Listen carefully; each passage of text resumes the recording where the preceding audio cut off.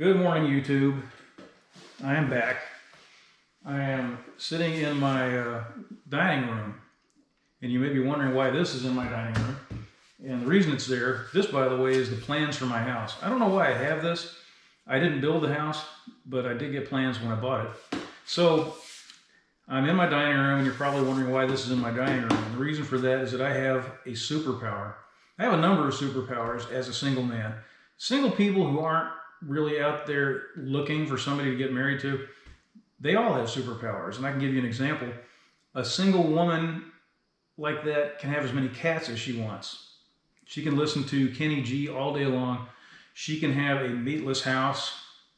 She can go home at night and eat half her weight in potato chips and Ben and Jerry's, and then go to work in the morning in sweatpants and flat shoes. No one cares. So, similarly, a single man can take his dining room furniture and sell it or throw it away and put tools in his dining room and ammunition, firearms parts, stuff like that. So that's what this is doing here. I had it upstairs in my bonus room, as it's called, and now I've got it down here where it's a real bonus. This room was totally wasted. I was storing stuff in it. I mean, I still am, but now I'm storing cool stuff that I actually use. So, why am I here today? Well, I'm here to talk about coronavirus and people who are buying firearms because of coronavirus. A friend of mine got shot last night.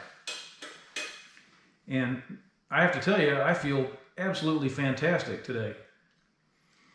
You may be wondering why I feel fantastic, and that's because I found out my friend was shot at about 8 p.m. last night, and then I found out he was in stable condition and not deceased at about 8 a.m.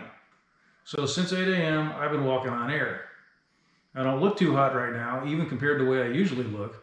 I look like I've been brined. I mean, I slept very little. My head is all swollen up. I don't know why. That always happens to me when I don't sleep. But I am very happy because my friend is not dead. And according to the best report I have, he is not expected to have any lingering major problems, even though he was shot in the chest. I will tell you more or less what happened. I think that I may be in some way related to this business. I may have been in on what am I going to call it? The lead up to this. My friend's name is Travis. He's a young man in the Miami area.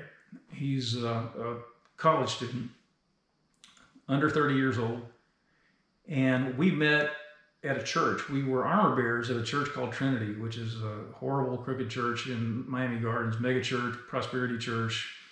The pastors kiss around to every big preacher there is, hoping that one day they can be like them. And in my opinion, they're as crooked as a dog's hind leg.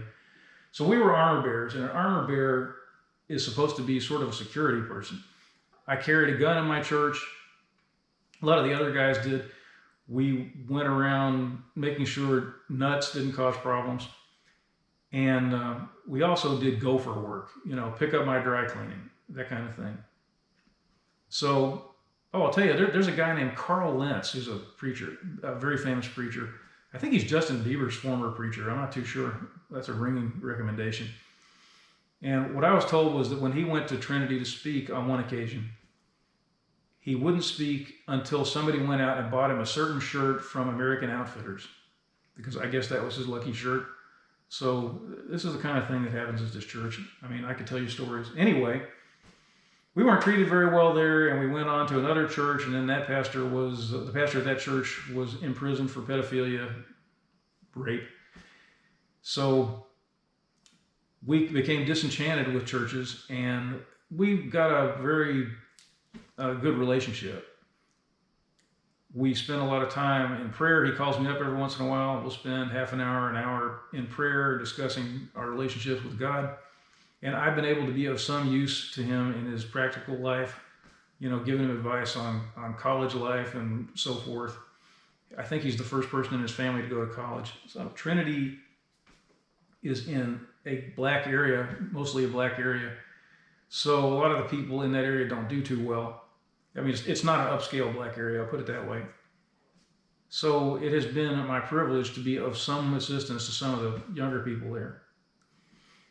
And Travis is, I guess, first among them. So I got this call, and it was somebody other than Travis. It was Travis's phone, but somebody other than Travis was on the line. And this person said Travis had just been shot accidentally, and that he had insisted on having his friend call me for prayer. And I couldn't talk to Travis. I could hear him in the background, and he was yelling, and he was really upset. He was saying things like, "Please God, not this way." Travis is not afraid of death, but he's under 30 years old. He wants to have a wife. He wants to have a family. I don't have to explain these things to you. This is not the way to leave this world in victory. So Travis had been talking to me in the weeks leading up to this, saying he had a friend, and this friend wanted to get a pistol, and he was asking me for advice. And I was saying things like, well, I would just get a Glock. I mean, it's simple, it's reliable, it gets the job done. And I would probably, if I could handle it, I would get .45 caliber because it's a wonderful stopping round.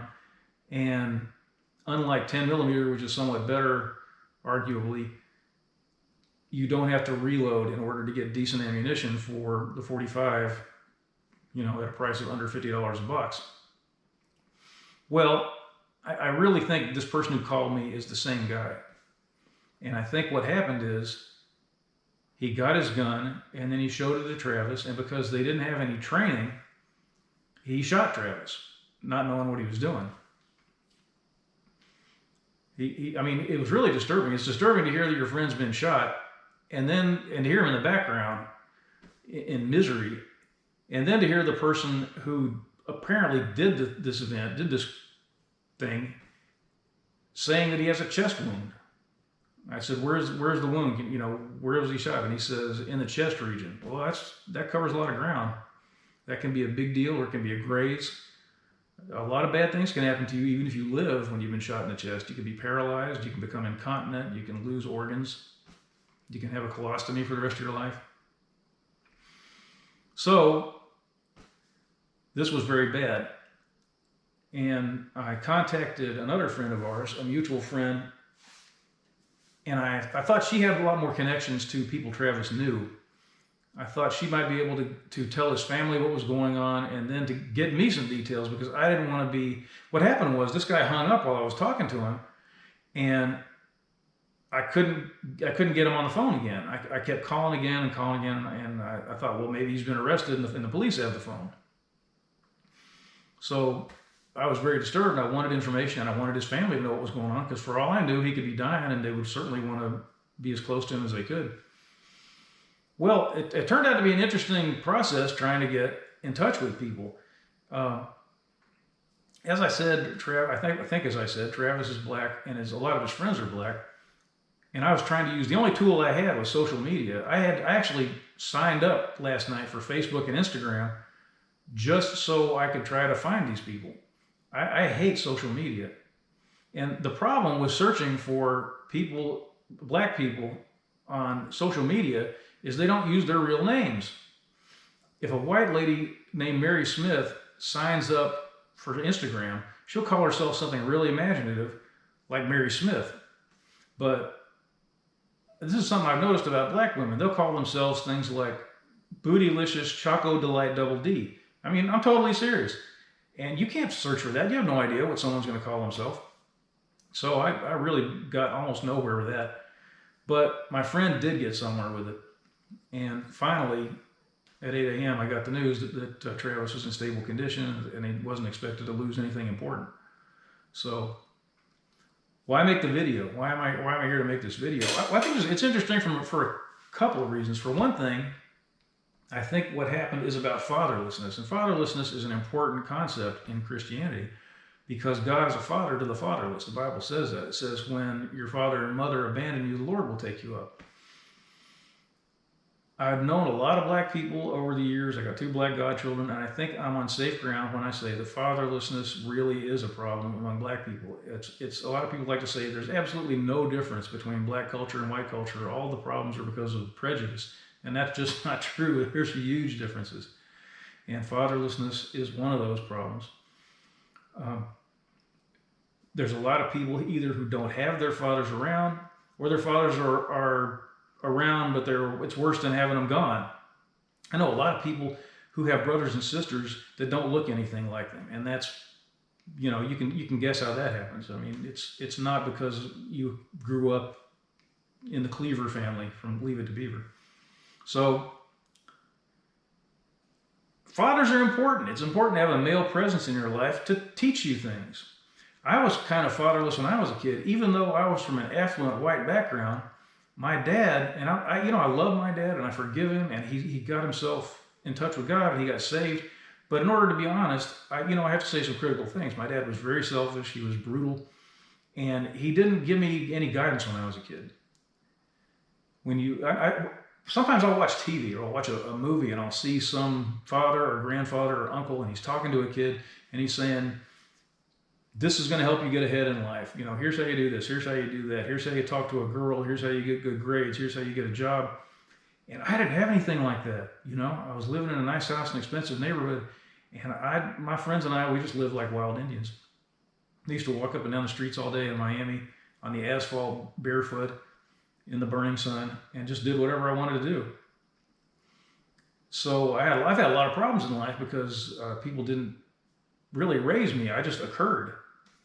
And I try to be of some help to other people, and Travis is a case in point. I've tried to give him all sorts of advice about college and his professional life and so forth and Christianity. And he's been a great blessing to me, and we've been able to form a really wonderful relationship. But this other young man, who I am pretty sure shot him, I mean, I don't know that for a fact, but I'm old and I'm not stupid, and I can put two and two together. When you get to a certain age, you kind of understand what's happening without actually being informed. So this young man apparently had no one to teach him about firearms. That's one of the things that a father should teach his kids. He should let you know how to handle a firearm, how to shoot well, and how to do it safely. And he should teach you about the legal ramifications, just everything. I mean, it's just common sense. You don't let your kids grow up wondering. And right now, we have this country which is full of people who are buying guns because of the coronavirus, which makes no sense because you can't shoot a virus. People are doing two things that don't make any sense. One is they're hoarding toilet paper, and the other is they're buying firearms, which are going to serve no useful purpose that I can think of. And finally, other than the usual useful purpose. So I thought to myself, why are they doing this? And it occurred to me, maybe they're buying firearms in case someone comes over and tries to steal their toilet paper. Anyway, a lot of people are buying guns right now, and they are clueless. They don't have any idea what they're doing. They go and they buy a gun, and they've seen a lot of movies where people hold their guns sideways, and they think, well, I know how to do that. And there's more to it than that. So I want to try to be helpful to people. First of all, I want to tell you, you need to know the 4 basic rules of firearm safety. And there's actually more rules than this, depending on the gun you have, what you're doing with it, how you carry it, what your holster is, whatever, where you are. There's a lot of rules of firearm safety, but there's 4 basic ones that everybody should know. And one of them is don't point your gun at anything you don't intend to shoot. Another one is always treat every gun as though it's loaded.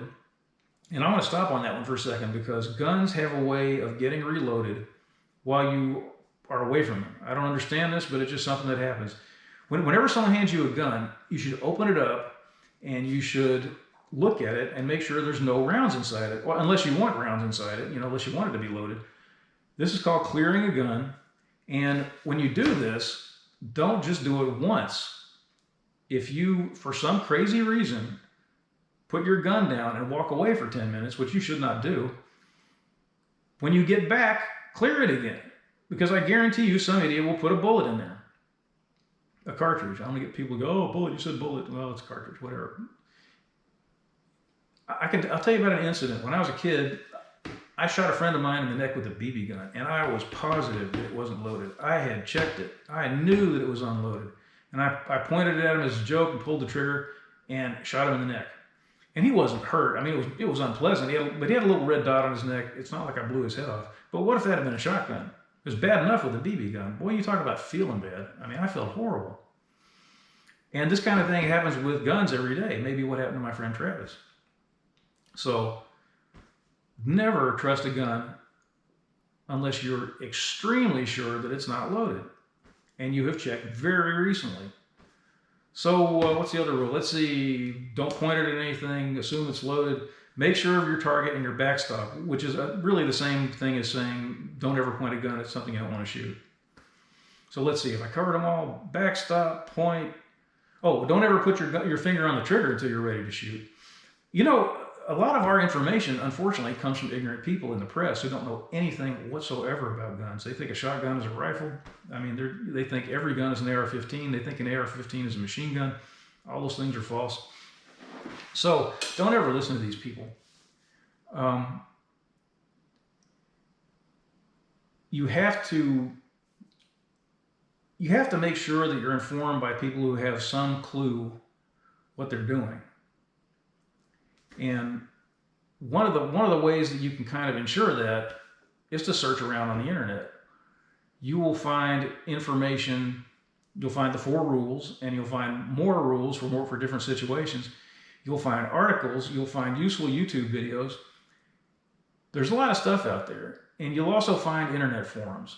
Now, I will tell you something about internet forums just so you'll be ready in case you've never used one. And if you haven't, well, God bless you, because you are blessed.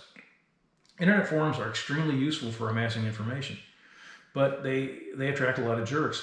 And firearms forums, I'm sorry to tell you this, the firearms, I hate to say community, like there's a bunch of people living in a little village someplace that all have guns. That's an irritating word. But the firearms people of the United States, I would say a good, third of them are real jerks about firearms. Maybe not about anything else, but they'll say, wow, I have a Keltec. Now I am qualified to hand down the truth, and I am here to belittle and humiliate anyone who asks me a question or knows less than I do. They immediately turn into Steven Seagal. I don't know why this is. And when you go on forums, they will say nasty things to you and they'll try to make you feel bad just for being there, just for doing the right thing. So I just want to warn you about that in advance. And you may meet people like this at the gun range. Frequently, these are people who wear camouflage or tactical clothing to go to the gun range to shoot a target. That's a clue right there. Try not to be discouraged by these people. If you're using an internet forum, there's usually a feature called ignore, and you can click that and you'll never see that person's stuff anymore. I use that a lot. What happens is a lot of the time people will say something obnoxious to me. Most of the time I will restrain myself. Either I won't reply or I will say something like, thank you very much for that useful information, which is something I clearly don't mean, and then I'll ignore them. I have said worse things and I regret that. So forums, very useful. Don't expect to be treated well everywhere you go. One of the main forums is called thefiringline.org. It is jerk heavy. It is loaded with jerks. You will be amazed. I go to another one now. It's called thefiringline.com, I think. And it's a lot nicer. I went to one called Rimfire Central, and they banned me within 2 weeks for spamming. And I didn't spam. I don't sell anything. They never would tell me why. They would never answer an email. So you got to be careful. There's jerks everywhere. So just get ready for them. Try to absorb the information without getting too dirty. What else can I tell you? Once you get your firearm, buy ammunition. Don't buy a firearm. I mean, if it's an emergency, okay, sure, buy a box of ammunition. But what you really need to do is buy like 200-300 rounds and go to the gun range. You got to learn how to shoot. Read the owner's manual and go to the gun range. And if there's anyone there who can be helpful, ask them questions. Most people are going to be great. Range officers, the guys who work at gun ranges, these guys tend to be, not paid all that highly, and some of them have really a bad attitude because some people, when they get a tiny bit of authority, it just does something. It inflates their head to massive size, and a lot of these guys are like that. You'll just have to deal with that. But there's going to be a lot of other nice people there that are going to help you. Get out there, learn how to shoot, try to develop some good habits. And if you don't shoot well, you need to understand something. Shooting isn't just talent. It's not like you're born able to shoot or not able to shoot. If you are going for your first time and no one's ever shown you how to fire a pistol or a rifle, you're probably going to shoot badly. That doesn't mean anything. It's not an instinctive thing for most of us. there are certain things you need to learn how to do. You need to learn how to pull the trigger correctly. You need to learn how to grip the butt correctly, how to stand, all these things. So find out about this stuff. Go look at articles about how to shoot accurately. I mean, most people, when at the gun range, and this is true of cops for some reason. Maybe it's because they don't really care about shooting and it's just a job to them. But you'll see a lot of people at the gun range and they'll shoot a pattern at 7 yards. For some reason, we've all decided that 7 yards is the magical number and that's what we have to shoot from for self-defense purposes. But they'll shoot, the bullets will land, oh, there goes my phone, I'm sorry. The bullets will land this far apart if they're lucky. And that's not what you want at 7 yards. You should be able to do, that at 7 yards with a little training. And if you can't, well, don't despair. It just means you're going to get better if you try. So get a little information, get the practice, and make sure you can hit something, because missing is not helpful. I'm trying to think if there's anything else I can tell you. I just want to say welcome to the club. Thank you for crossing over. I don't believe in giving people a hard time when they change their minds. I mean, we constantly carpet people on the other side of the fence. And then when they come over, we want to still abuse them? Why would you want to do that? Why would anyone change their mind, which is what you really want them to do, if you're going to punish them for it? So stick with it. And when the coronavirus mess is over, which it will be shortly, I mean, the real coronavirus mess will be over with. I know there's always going to be little other things that happen in the future. When it's over, hold on to your gun. Don't get rid of it. You didn't need it for coronavirus, but you do need it to protect your family, to protect your property. It's a good thing to have around, and teach your children about it. If you're a man and you're married, teach your wife. If you're a woman, teach your husband.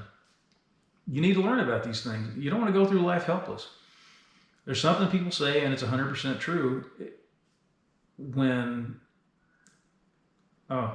seconds matter, I'm trying to remember. When seconds matter, the police are minutes away. And that's really a fact. The police aren't here to stop crimes. They're really not so much to stop crimes as they are to come and clean up the mess and arrest people. Stopping the crime is really your job. Don't let anyone tell you different. So I hope this is helpful to you. I hope you enjoy being a firearms owner. I hope you won't shoot your friends or your wife or your kids or your dog. It really is a positive thing. And maybe if you're open to this, you'll be open to other things, like the idea that socialism has been disproven and, shown to be toxic. Who knows? So I guess I'll sign off now, and may this information be useful.